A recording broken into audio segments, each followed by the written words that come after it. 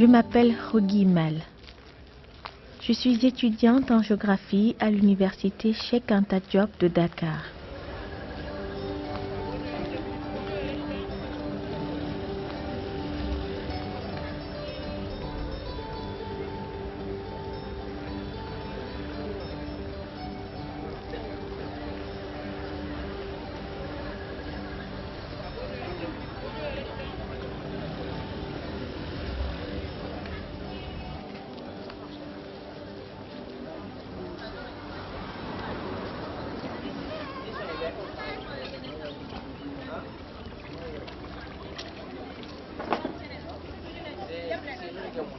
Après les cours, je rentre manger chez moi.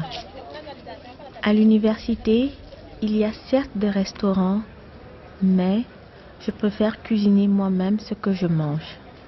Et aujourd'hui, je vais préparer un plat du sud qui s'appelle le balakor. Mais il est aussi appelé c'est bon. Je suis originaire du Fouta au nord. Ce plat m'est étranger. Mais avec le melting pot qu'on retrouve à Dakar, on apprend beaucoup des autres. C'est ainsi que j'ai appris ce plat avec mes voisines qui venaient de la Casamance. Cela dit, laissez-moi vous parler d'abord de cette région du sud. La Casamance. La Casamance est située au sud du Sénégal. C'est une région enclavée parce que séparée du reste du pays par la Gambie et le fleuve du même nom.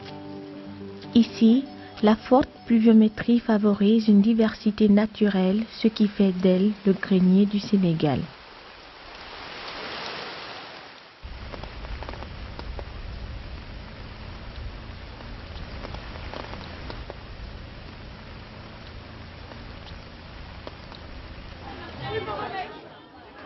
Au plan culturel, la Casamance est un melting pot. On y trouve toutes les ethnies du Sénégal et quelques-unes de la sous-région.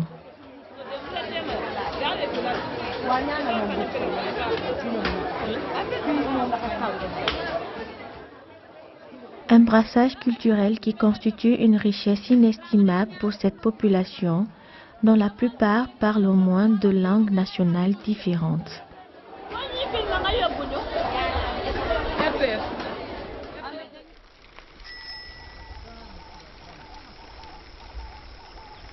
Ici, l'activité économique principale est l'agriculture qui est tributaire de la pluviométrie. En période pré-hivernale, les greniers sont presque vides. Les hommes travaillent la terre, espérant de bonnes récoltes dans les mois à venir. Contrairement au reste du pays, la saison des pluies peut parfois durer 5 mois.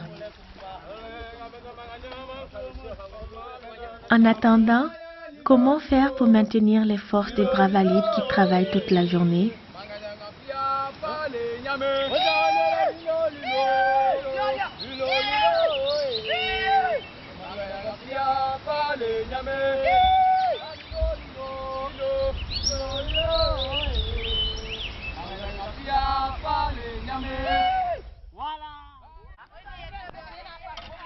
Ces femmes regroupées en groupement d'intérêt économique JIE cultivent de leur côté ce jardin. Memouna Diatta est la présidente.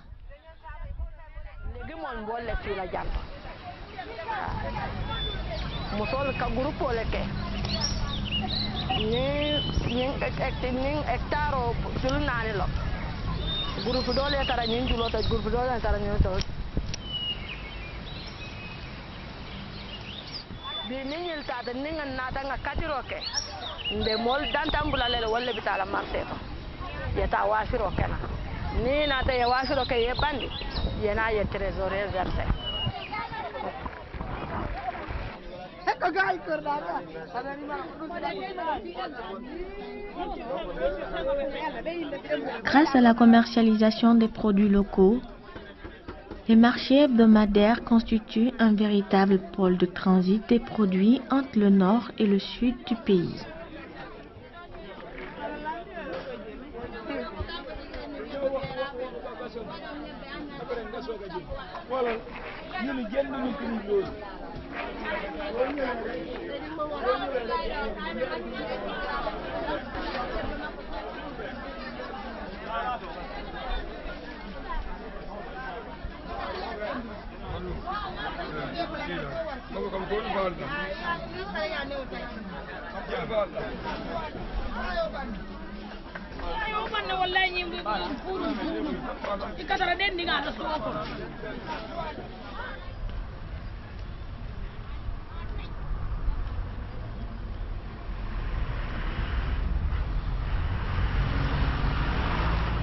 Les commerçants utilisent ces bus pour acheminer les produits à Dakar.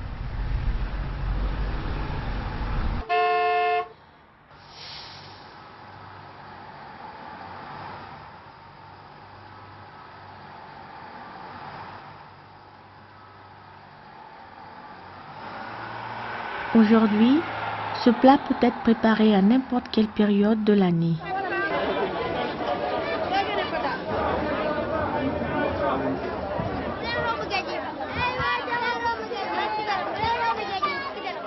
D'habitude, c'est au marché Castor que je fais mes achats. Je commence par acheter du poisson qui accompagne le riz. Certes, le marché central aux poissons de Pikine fait partie des plus spécialisés en la matière, mais ici aussi on en trouve de bons.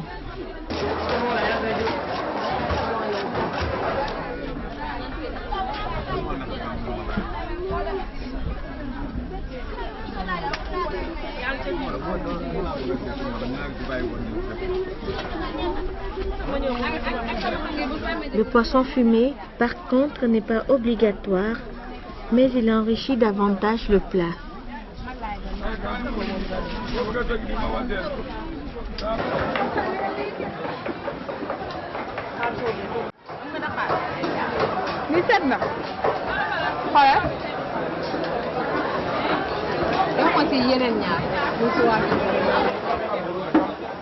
salaamaaleykum soxna maaleykum salaam. naa def maa ngi fi. diwtiir laa bëggoon litre bi 1500. litre 1500 loolu cher na de litre daa seer de litre Casamance la. yu ndaw yi yu ndaw yi 750. 750 dërëm diwtiir bu baax waaw litre bu baax la kay litre Casamance la. diwtiir Casamance waaw jox ma ci benn yu ndaw yi bu ndaw ah.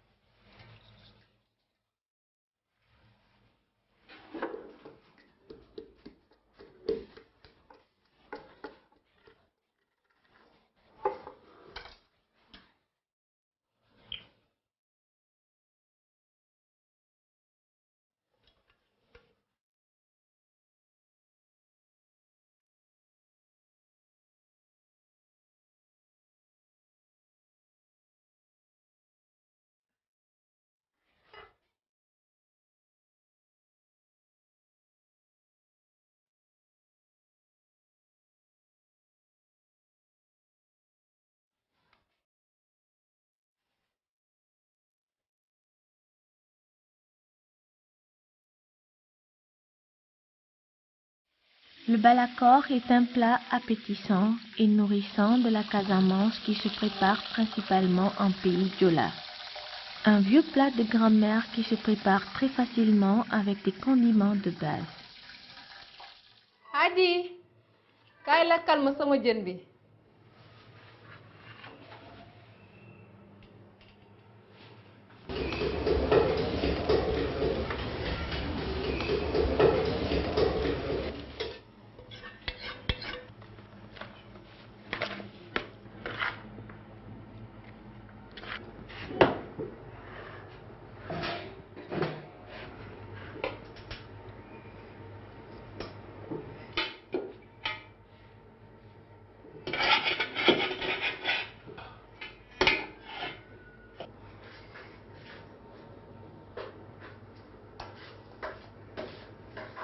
Aujourd'hui, ce plat connaît beaucoup de rajouts, ce qui n'est pas mal.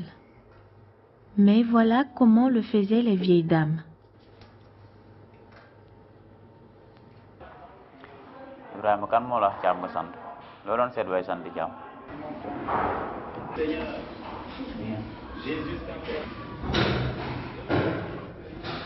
añ bi pare na kay la ñu añ.